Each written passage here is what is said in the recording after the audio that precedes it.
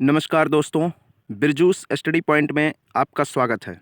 दोस्तों, ये वीडियो भारतीय संविधान के अत्यंत महत्वपूर्ण प्रश्नों की सीरीज़ का भाग 3 है।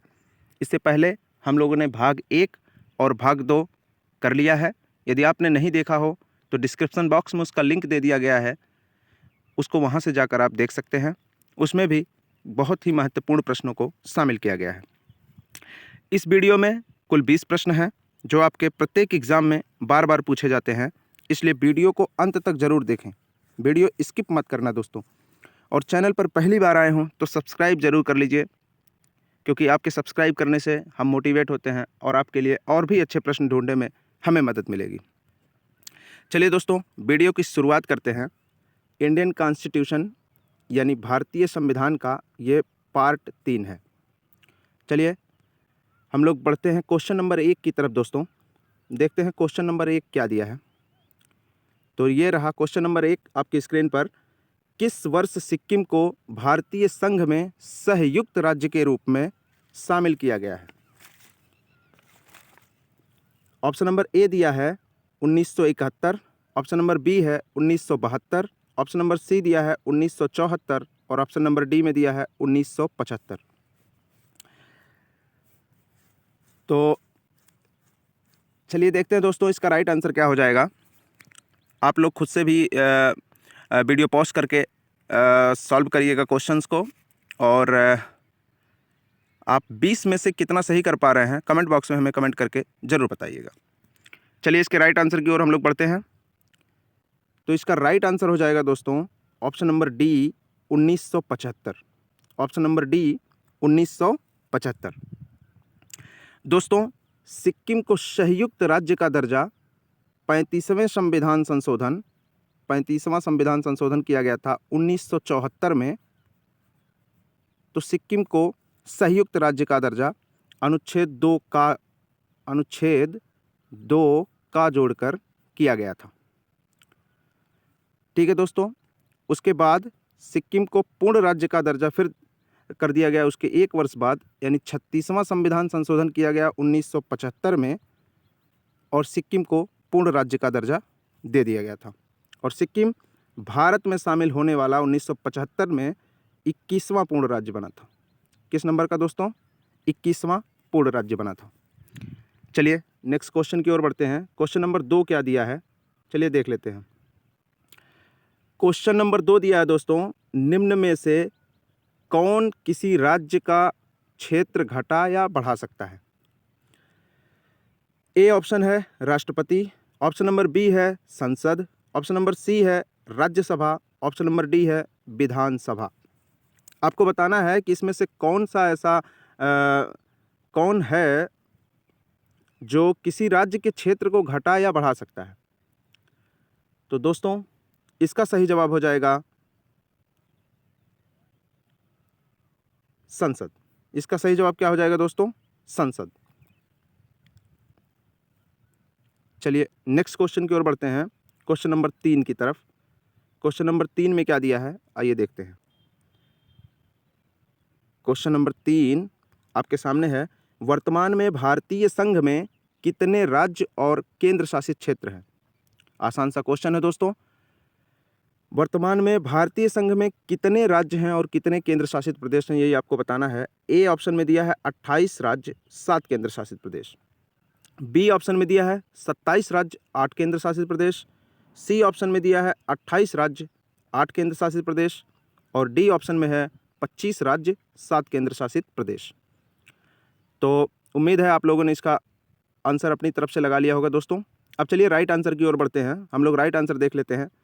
तो इसका राइट आंसर हो जाएगा दोस्तों ऑप्शन नंबर सी 28 राज्य 8 केंद्र शासित प्रदेश।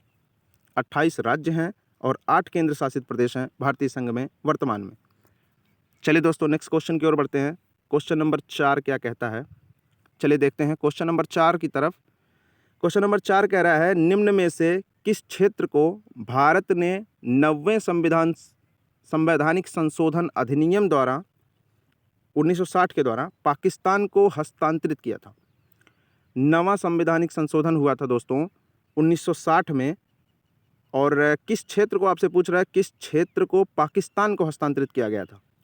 ऑप्शन नंबर ए में दिया है किशनगंज, ऑप्शन नंबर बी में दिया है माही, ऑप्शन नंबर सी में दिया है बेरूबाड़ी, ऑप्शन नंबर डी में दिया है कच्छ। तो इसका राइट आंसर हो जाएगा दोस्तों option number C Berubari. Option number C Berubari. 1960 में हमने नवा संविधान संशोधन करके बेरूबाड़ी को पाकिस्तान को सौंप दिया था। चलिए दोस्तों क्वेश्चन नंबर 5 की ओर बढ़ते हैं। काफ़ी इंपॉर्टेंट क्वेश्चन है, आप देख ही सकते हैं वीडियो में जितने भी क्वेश्चन शामिल किए गए हैं ये आपके एग्ज़ाम के लिए बहुत ही ज़्यादा महत्वपूर्ण है दोस्तों। तो वीडियो को बिल्कुल स्किप मत करिएगा, अंत तक ज़रूर देखिए और चैनल सब्सक्राइब जरूर करिएगा दोस्तों। 5वां क्वेश्चन दिया है, वर्ष 1928 में किसकी अध्यक्षता में तैयार की गई रिपोर्ट में भारतीय जनता के लिए मौलिक अधिकारों की मांग की गई थी? मौलिक अधिकारों की मांग ये कह रहा है 1928 में किसकी अध्यक्षता में जो रिपोर्ट तैयार की गई थी उसमें मौलिक अधिकारों की मांग की गई थी। ए नंबर ऑप्शन है Chittaranjan Das, B number option है Motilal Nehru, C number option है जयप्रकाश नारायण और डी नंबर ऑप्शन में है मानवेंद्र नाथ राय। तो आपको बताना है दोस्तों कि इसमें से कौन है जिसकी अध्यक्षता में वो रिपोर्ट तैयार की गई थी मौलिक अधिकारों की। और आपको बता दें दोस्तों मौलिक अधिकार भारतीय संविधान के भाग 3 में लिखा गया है। भाग 3 में आर्टिकल 12 से आर्टिकल 35 तक। अनुच्छेद क्या है दोस्तों? अनुच्छेद 12 से अनुच्छेद 35 तक इसको लिखा गया है। और इसका राइट आंसर जो हो, इसका राइट आंसर क्या हो जाएगा दोस्तों? इसका राइट आंसर हो जाएगा option number B Motilal Nehru. किसकी अध्यक्षता में हुआ था? मोतीलाल नेहरू की अध्यक्षता में। चलिए दोस्तों क्वेश्चन नंबर 6 की ओर बढ़ते हैं। क्वेश्चन नंबर 6 ये रहा आपके स्क्रीन पर। क्वेश्चन नंबर 6 है, भारतीय संविधान द्वारा प्रदत्त मौलिक अधिकार किन्हें प्राप्त है? भारतीय संविधान द्वारा प्रदत्त मौलिक अधिकार किन्हें प्राप्त है? राज्य एवं संघीय सरकार को, सभी वयस्क भारतीय नागरिकों को, सभी नागरिकों को, देश के सभी निवासियों को। देखिए ऑप्शन बनाकर किस तरीके से आपको फंसा सकता है ये ऑप्शन। आप देखिए कितनी कलाकारी से ऑप्शन को बनाया गया है, कितना ज़बरदस्त ऑप्शन बनाया गया है। इसमें बहुत से लोग फंस सकते हैं दोस्तों। काफ़ी बढ़िया ऑप्शन तैयार किया गया है इस क्वेश्चन का। तो इस क्वेश्चन का राइट आंसर आपको बताना है, इसमें से राइट आंसर कौन सा हो जाएगा। तो उम्मीद है आप लोगों ने इसका राइट आंसर कर लिया होगा। चलिए दोस्तों अब हम लोग इसका राइट आंसर देख लेते हैं। तो इस क्वेश्चन का राइट आंसर हो जाएगा देश के सभी निवासियों को। ऑप्शन नंबर डी इसका राइट आंसर हो जाएगा देश के सभी निवासियों को मौलिक अधिकार संविधान के द्वारा जो है प्रदत्त किए गए हैं। ठीक है दोस्तों, चलिए क्वेश्चन नंबर 7 की ओर बढ़ते हैं। सॉरी, क्वेश्चन नंबर 7 दिया है दोस्तों, भारतीय संविधान में उल्लिखित मौलिक अधिकार क्या हैं? सीमित हैं, असीमित हैं, अधिकांश सीमित हैं किंतु कुछ असीमित हैं, अधिकांश असीमित हैं किंतु कुछ सीमित हैं। आपको बताना है इसमें से राइट ऑप्शन क्या हो जाएगा। भारतीय संविधान में जो उल्लिखित मौलिक अधिकार है वो कैसा है, आपको उसकी प्रकृति बतानी है। तो इसका राइट आंसर हो जाएगा दोस्तों ऑप्शन नंबर सी अधिकांश सीमित किंतु कुछ असीमित। अधिकांश सीमित हैं किंतु कुछ असीमित है। ओह सॉरी, इसका राइट आंसर हो जाएगा दोस्तों, राइट आंसर सीमित हो जाएगा, सीमित। इसका राइट आंसर, मौलिक अधिकार जो दिए गए हैं वो असीमित नहीं है, सीमित है दोस्तों। मौलिक अधिकार आपका जो दिया गया है वो क्या है? सीमित है। जैसे आपको बोलने की आज़ादी मिली है तो इसका अर्थ ये नहीं कि आप न्यायपालिका के विरुद्ध बोलेंगे। आपको व्यापार की आज़ादी मिली है तो इसका अर्थ ये नहीं कि आप गांजा, अफीम, चरस जैसा व्यापार करेंगे। तो भारतीय संविधान ने आपको मौलिक अधिकार तो दिया है दोस्तों, लेकिन वो सीमित है। वहीं तक है, आपको मौलिक अधिकार वहीं तक मिलते हैं जहां से किसी और के मौलिक अधिकारों का उल्लंघन ना हो। आपके अधिकार वहीं तक हैं सीमित जहां तक किसी और के मौलिक अधिकारों का उल्लंघन ना हो। तो इसका राइट आंसर ए हो जाएगा दोस्तों, सीमित है। चलिए नेक्स्ट क्वेश्चन की ओर बढ़ते हैं। क्वेश्चन नंबर 8 दिया है, संविधान के किस भाग में मौलिक अधिकार के प्रावधान को शामिल किया गया है? देखिए, मुझे लगता है इस वीडियो का सबसे आसान क्वेश्चन यही होने वाला है।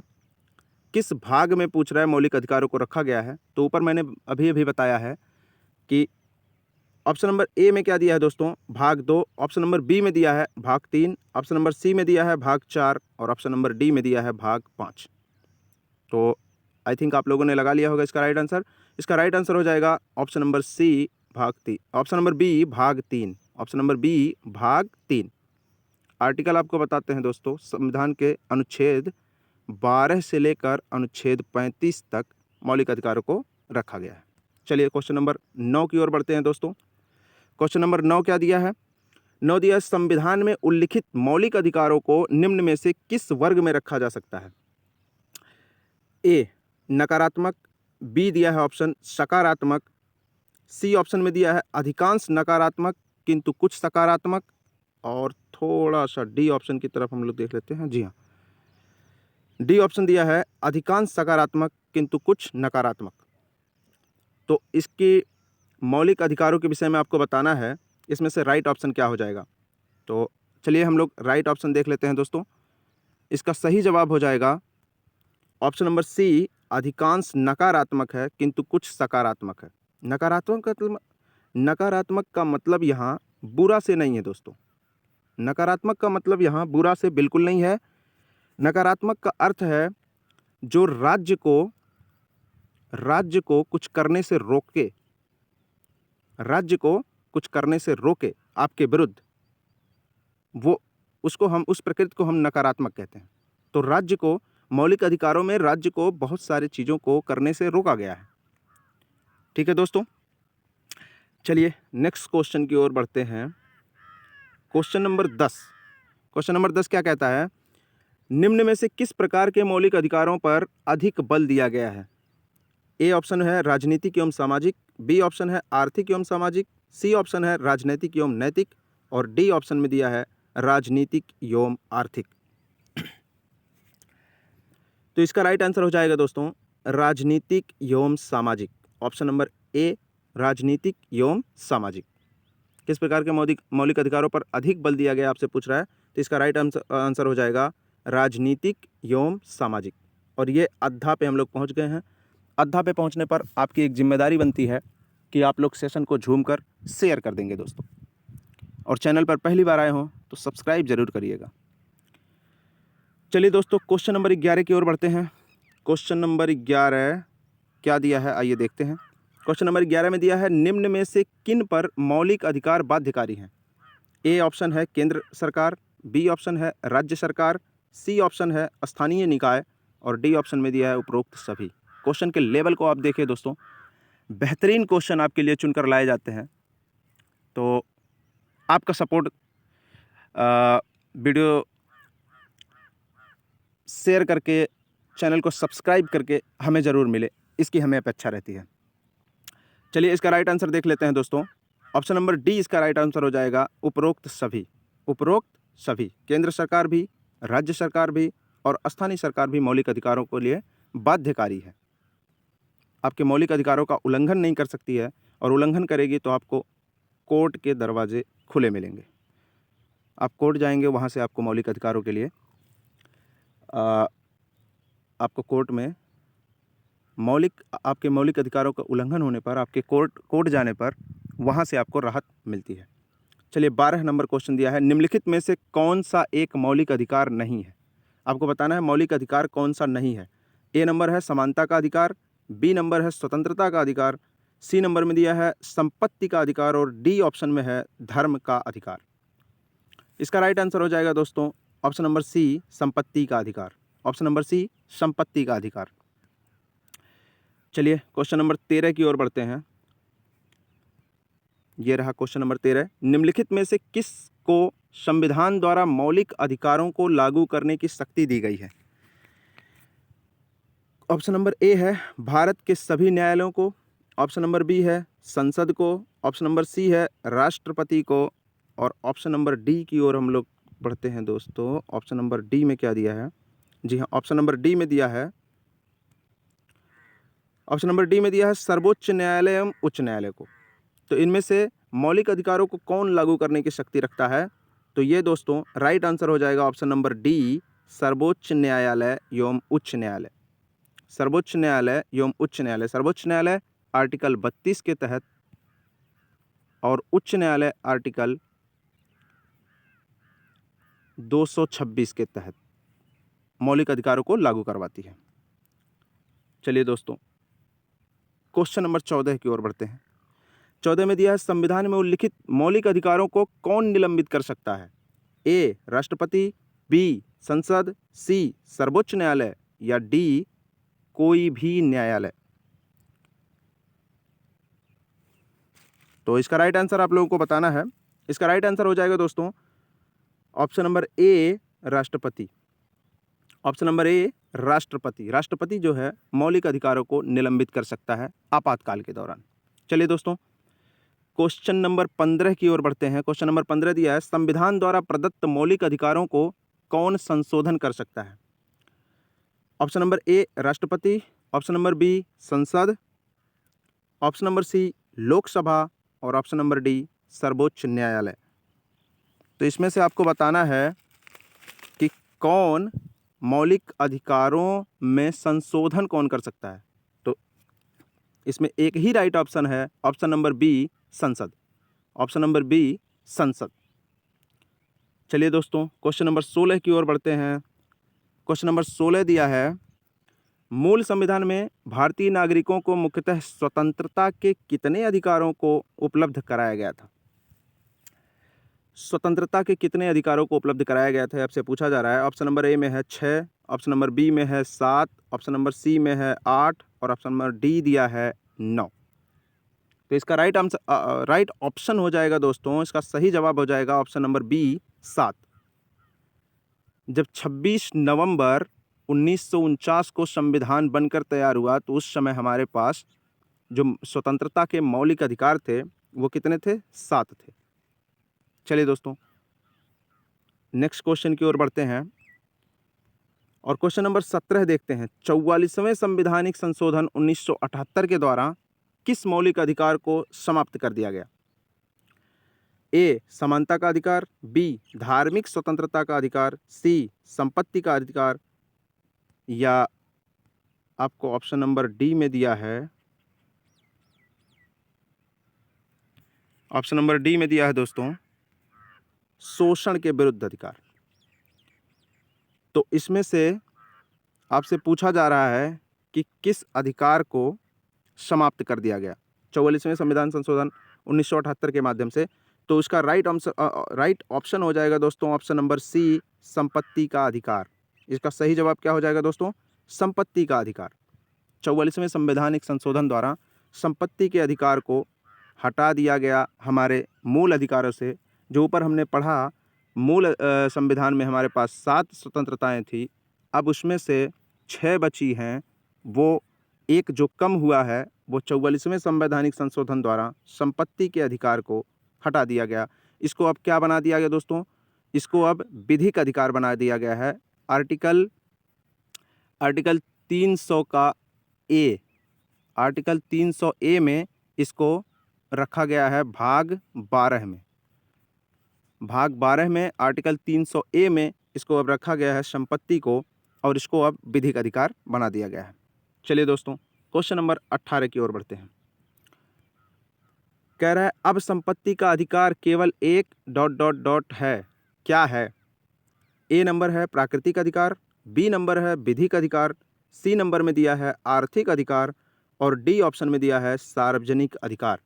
तो आपको बताना है अब जो है संपत्ति क्या रह गई है, केवल।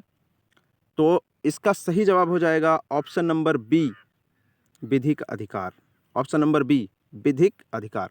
अभी हमने ऊपर आपको आर्टिकल बताया 300 ए में रखा गया है भाग 12 के। चलिए दोस्तों, क्वेश्चन नंबर 19 की ओर बढ़ते हैं। 19 क्या दिया है? किस वर्ष सर्वोच्च न्यायालय ने मौलिक अधिकारों से संबंधित गोलकनाथ बनाम पंजाब राज्यवाद में निर्णय लिया था? तो सर्वोच्च न्यायालय ने मौलिक अधिकारों से संबंधित गोलकनाथ बनाम पंजाब राज्य का जो वाद था उसमें किस वर्ष में निर्णय लिया था? आपको बताना है। ए 1966 में, बी में दिया है 1967, सी में दिया है 1968 और डी में दिया है 1969। तो इसका सही जवाब हो जाएगा दोस्तों ऑप्शन नंबर बी 1967 में। ऑप्शन नंबर बी 1967 में।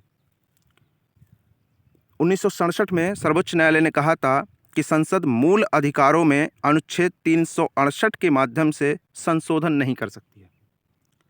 1967 में जो गोलकनाथ बनाम पंजाब राज्य का मामला आया था, उसमें सर्वोच्च न्यायालय ने कहा था कि संसद जो है मूल अधिकारों में अनुच्छेद 368 के माध्यम से जो संशोधन किया जाता है दोस्तों, वो मूल अधिकारों में संशोधन संसद नहीं कर सकती है, मना किया गया था दोस्तों। चलिए इस वीडियो के लास्ट क्वेश्चन की ओर हम लोग बढ़ते हैं दोस्तों। इसके ऑप्शन काफ़ी बड़े हैं तो इसलिए थोड़ा सा इसको एडजस्ट करना पड़ेगा। चलिए पता नहीं आपको दिखेगा भी या नहीं, काफ़ी छोटा हो गया है, तो हम लोग क्वेश्चन पढ़ लेते हैं और 1 बाय 1 ऑप्शन देख लेंगे, ठीक ना दोस्तों। चलिए क्वेश्चन नंबर 20 दिया है, गोलकनाथ बनाम पंजाब राज्यवाद में सर्वोच्च न्यायालय ने क्या निर्णय दिया? क्या निर्णय दिया ये आपको बताना है। ए नंबर में है संसद सभी मौलिक अधिकारों को संशोधित कर सकती है। बी नंबर में दिया है संसद केवल कुछ मौलिक अधिकारों को संशोधित कर सकती है। सी नंबर ऑप्शन में दिया है संसद मौलिक अधिकारों को कदापि संशोधित नहीं कर सकती है। और लास्ट ऑप्शन डी नंबर में दिया है संसद 4/5 बहुमत से मौलिक अधिकारों को संशोधित कर सकती है। तो इसका सही जवाब हो जाएगा दोस्तों ऑप्शन नंबर सी, संसद मौलिक अधिकारों को कदापि संशोधित नहीं कर सकती है। हमने आपको बताया कि 1967 के गोलकनाथ मामले में सुप्रीम कोर्ट ने कहा कि संसद मौलिक अधिकारों में संशोधन नहीं कर सकती है। ठीक है दोस्तों, उम्मीद है वीडियो आपको पसंद आया होगा। वीडियो पसंद आए तो लाइक, शेयर और सब्सक्राइब जरूर करिएगा दोस्तों। और हमें आप टेलीग्राम पे भी ज्वाइन कर सकते हैं। हमारा टेलीग्राम चैनल है बिरजूस स्टडी पॉइंट।